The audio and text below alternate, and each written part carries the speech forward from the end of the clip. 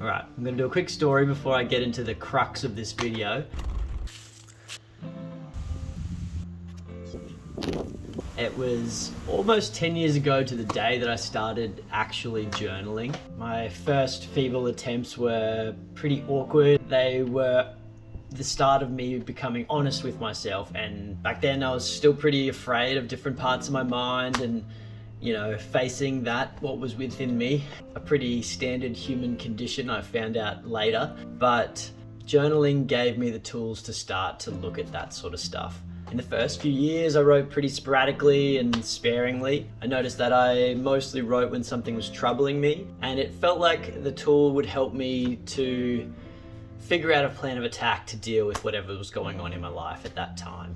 A few years later, after a couple of substantial wake-up calls, I ended up writing almost 1,000 words a day for a whole year. About 260,000 words of just reflecting and questioning and understanding, and really just trying to work through both the challenges in my life and how my mind and myself was dealing with those challenges, and to figure out what to do next.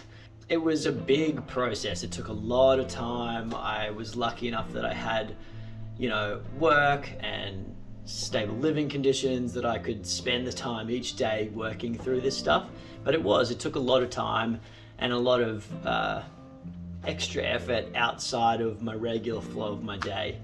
I thought my journaling was mostly a personal thing, but when I was doing my education degree, we came across a concept and a practice called reflective practice. And a lot of student teachers would hear about this in their education journey. But basically what it is you journaling to reflect on what you had done during the day, how you taught, how the students had reacted, how your lessons went. You'd reflect on that, write it up, journal basically, and then the idea was that process would help you to become a better teacher. When we came across this at school, at uni, I was pumped. I was like, sweet, this reflects my experience in the real world with journaling and how it had really helped me both get through a hard time and then go into the next section of my life and plan and all that sort of stuff.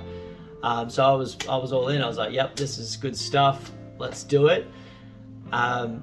Then once I've gotten into education and teaching, I've done it and I still do it along the way, but I noticed that with all the extra work that you're doing as a teacher, it became a bit like an extra job. I couldn't get it to like really fit and flow in with how I do my work. I still write my journal and that kind of thing, and my teaching stuff comes up, but I was looking for a different way to utilize reflective practice.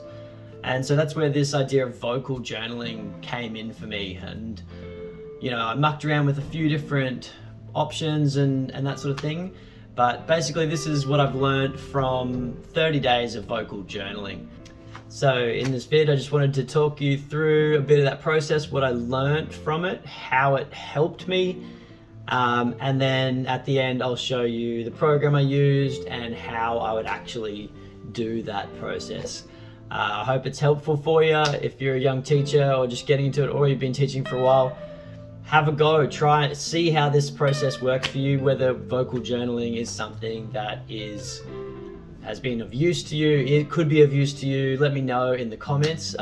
Love to hear back from people if they're trying some of this stuff, what they've found, how they've brought reflective practice into their teaching. All right, thanks guys.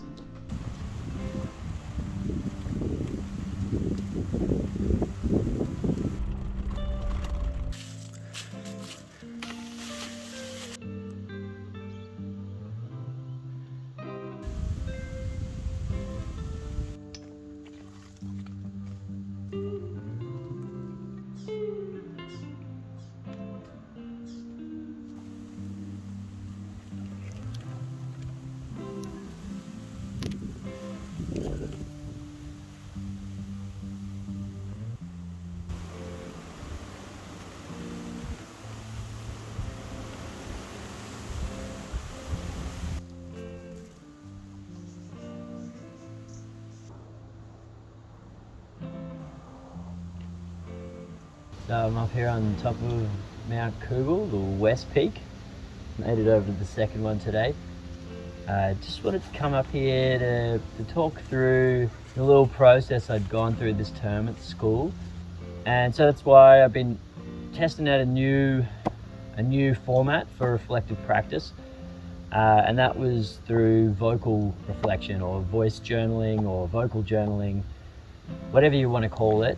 And I tried that out every school day for a month, mostly after school on the drive home. I'd use a few different apps, but I'll run through the one that I use mostly a little bit later on. But what I found from using my voice to reflect on my school day and using an app, using my phone to record it, firstly, I was able to do the reflection and it felt good.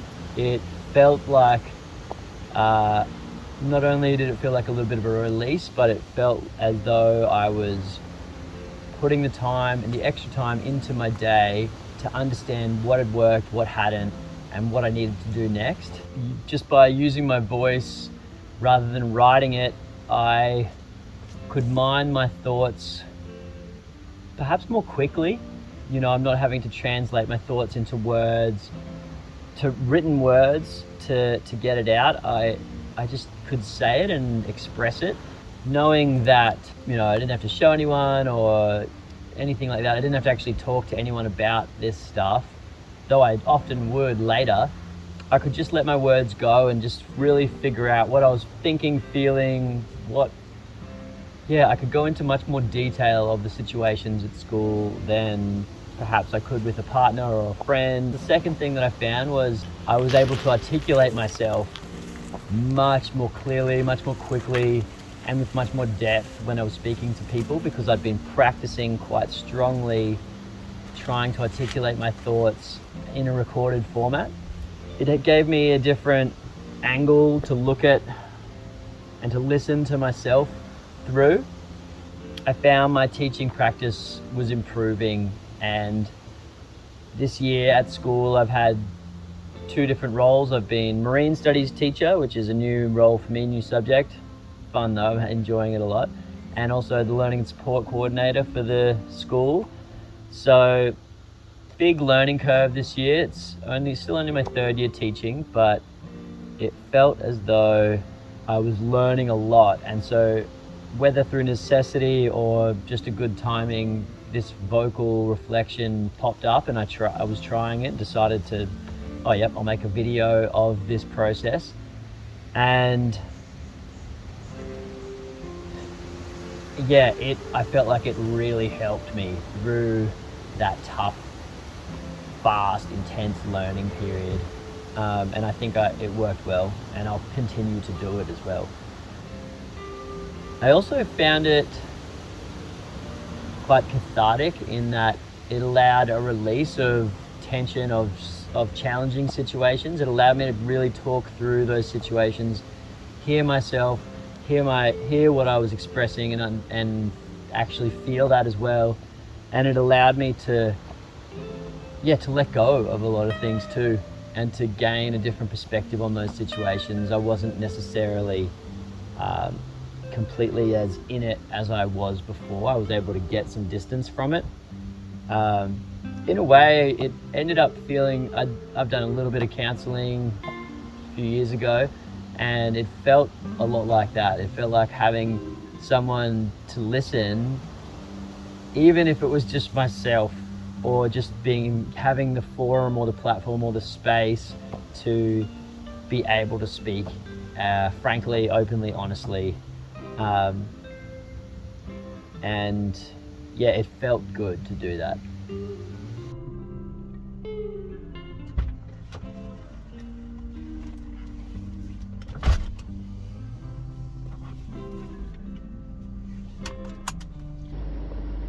All right, so I just wanted to show how I have been doing my vocal reflection.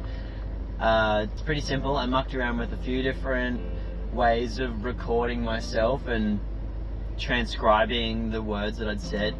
I just wanted to, through the 30 days, try out a few different ideas and techniques to see which worked the best. I did the voice recorder on the phone and then got that audio transcribed. I used a couple of different recording programs, but what I finally settled on was an app called Otter AI, and it basically records you as you speak and then transcribes it live, and then has those entries that you have on the app on your phone and on the computer.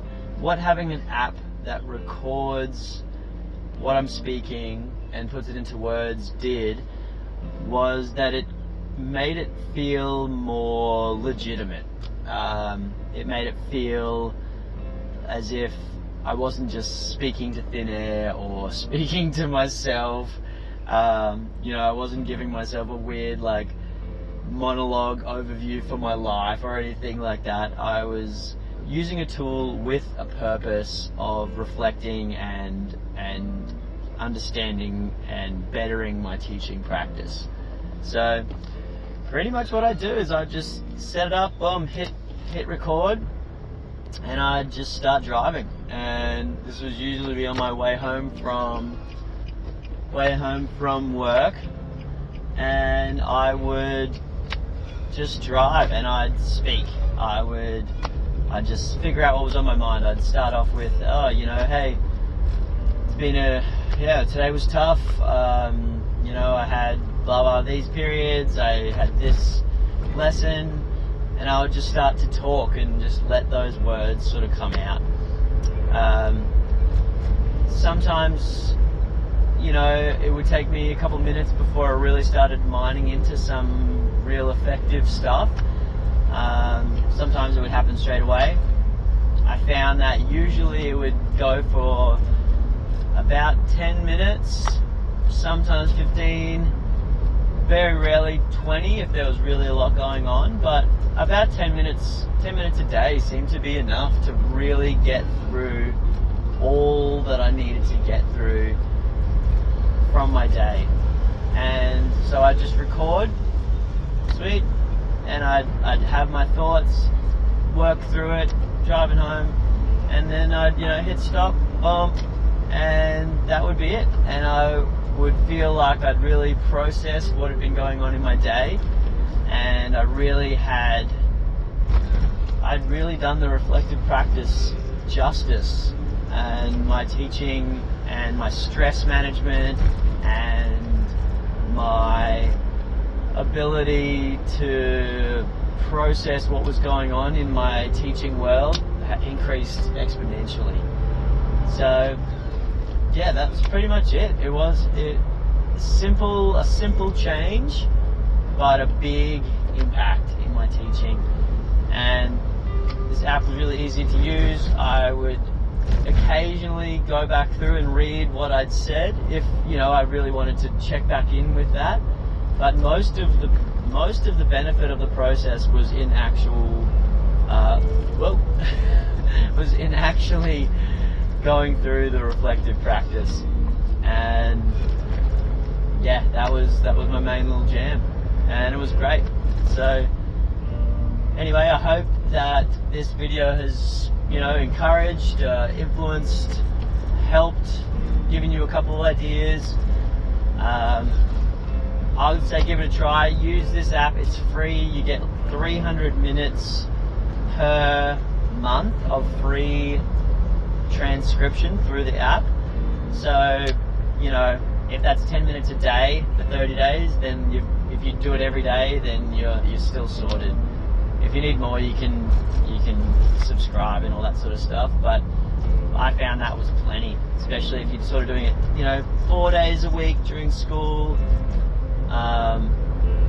You had plenty of time, and then it's got other features and that sort of stuff, but you don't need to know that stuff. You can find that out for yourself if you want to. But anyway, thanks for watching, guys, and I'll see you next time. Peace.